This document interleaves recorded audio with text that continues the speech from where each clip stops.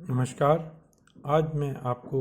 वाहन सिस्टम में फेसलेस यानी कि बिना ऑफिस जाए या बिना डॉक्यूमेंट्स के आपकी गाड़ी या कोई भी व्हीकल के ट्रांजैक्शन आप कराना चाहते हैं वो किस प्रकार से होगी, इसके बारे में मैं आपको पीपीटी के माध्यम से आपको प्रोसीजर अवगत कराऊंगा। सबसे पहले जैसे आपको सिस्टम में आता है कि आप परिवहन में जाएं और जाने के बाद में आपको ऑनलाइन सर्विसेज में जाएंगे, व्हीकल रिलेटेड सर्विसेज में जाएंगे, सेलेक्ट स्टेट में जाएंगे, लॉगिन करेंगे, यानी कि आप अपने बारे में जो आपको ओटीपी आएगा उसके जो ईमेल पे आएगा अपनी इंट्रोडक्शन में उसके थ्रू आप आगे सिस्टम में एंटर कर सकते हैं। अब सिस्टम में जैसे आप अपना लॉगिन करते हैं तो जो बायर जैसे स्टार्टिंग में किया तो बायर अपने आप अपनी full name, email, registered mobile number, select state, captcha, click register, यानी कि अपने आप को रजिस्ट्रेशन प्रोसेस में वो एंटर करेगा और उस प्रकार की कोरस्पॉन्डिंग स्लाइड सामने है। फिर रजिस्ट्रेशन के बाद में वो अपना यूज़र आईडी, पासवर्ड अपना बनाएगा जिससे कि वो आके एंटर कर सकता है और उसके बाद में उसे ऑनलाइन सर्विसेज में एंटर करना है और व्हीकल रिलेटेड सर्विसेज में एंटर करना है। जैसे कि अब इस आपके सामने वाली स्लाइड है तो इसमें आप अलग अलग जो ट्रांजैक्शन हैं जैसे हाइपोथेकेशन, डिलीशन, ट्रांसफ़र ऑफ ओनरशिप या एड्रेस चेंज या जो भी अलग अलग सर्विसेज हैं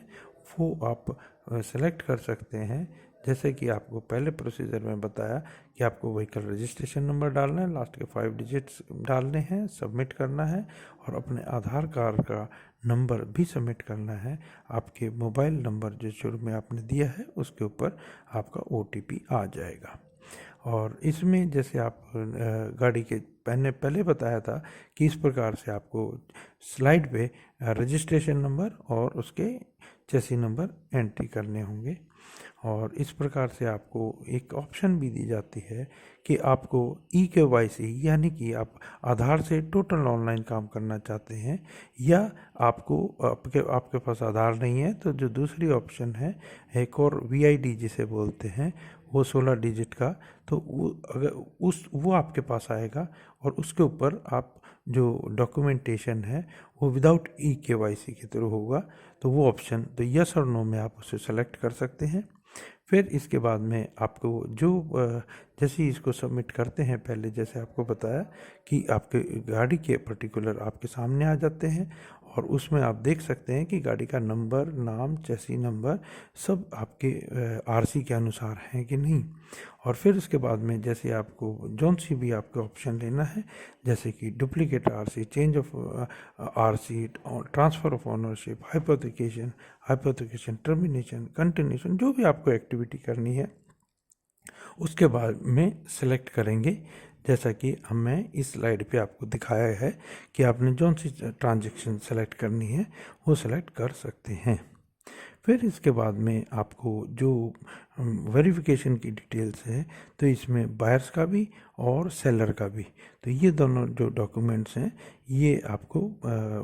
सामने आ जाएंगे। अगर आप VID के थ्रू जो नॉन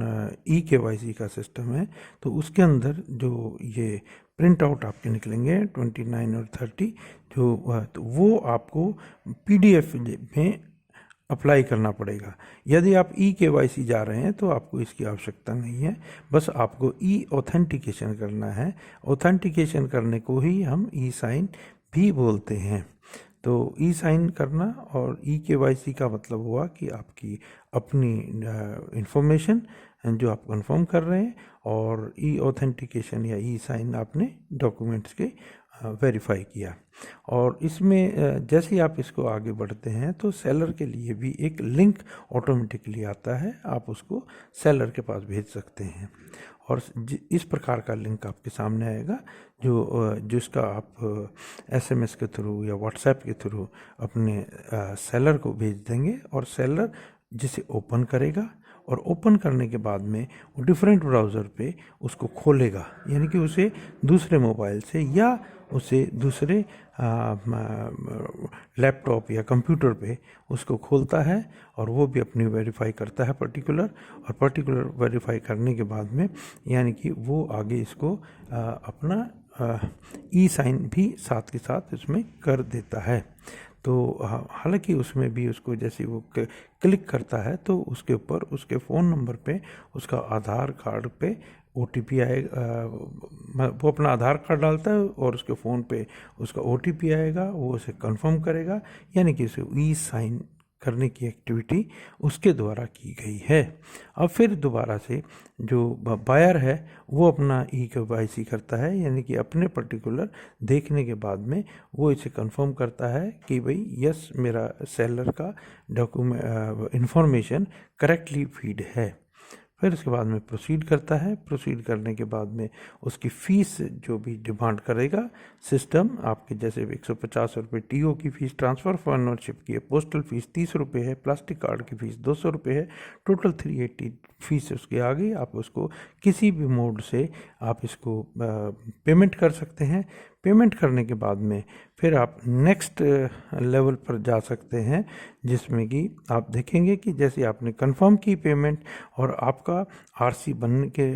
मैसेज आपके SMS आ गया और SMS आने के बाद में फिर आप की RC आपके घर आ जाएगी। और इसके बाद में जैसे मैंने आपको बताया था कि विदाउट अगर आप वो करते हैं विदाउट EKYC तो उसके अंदर आपको ई साइन के लिए अपने वेबसाइट पे जाना होगा। वहाँ पर आप ई साइन के लिए एक अप्लाई करेंगे, वहाँ से उसके बाद में उस मोड में जाने के बाद में आपके अपलोड 29 और 30 फॉर्म अपलोड करना पड़ता है। और जैसे हमने ये प्रोसीजर बताया उसी प्रोसीजर के हिसाब से आपको डॉक्यूमेंट को अपलोड किया। और जैसे पहले बताया था कि ये लिंक सेलर के पास जाता है, सेलर भी EKYC इसी प्रकार करता है और देन पेमेंट, ये वाला केस है। और नॉन EKYC के केस है जिसमें कि फिजिकली एक्टिविटी चलती है, वो डेथ केस के केस में है, क्योंकि उसका आधार कार्ड वो आदमी अलाइव नहीं है, या कंपनी का फर्म का है, या गवर्नमेंट डिपार्टमेंट का है, या इंश्योरेंस का है। तो ये अगर आपके, या एम्बेसी का एक है, तो ये अगर आपकी एक्टिविटी है तो इसमें नॉन EKYC के द्वारा ये एक्टिविटी की जा सकती है। और नॉन EKYC का प्रोसीजर भी उसी प्रकार का है जो जैसे हमारा फेसलेस से पहले होता था कि आप नॉन EKYC में डालेंगे और डालने के बाद में आप 29-30 फॉर्म जनरेट करेंगे, प्रिंट करेंगे और अपलोड करेंगे। अपलोड करने के बाद में स्पीड पोस्ट से RTO को भेजेंगे। भेजने के बाद में फाइल के थ्रू ये जो RTO का ऑफिस है वो इसको फॉरवर्ड करेगा, अप्रूव करेगा, देन उसके बाद RC प्रिंट एंड डिस्पैच। और धन्यवाद आपका, थैंक यू।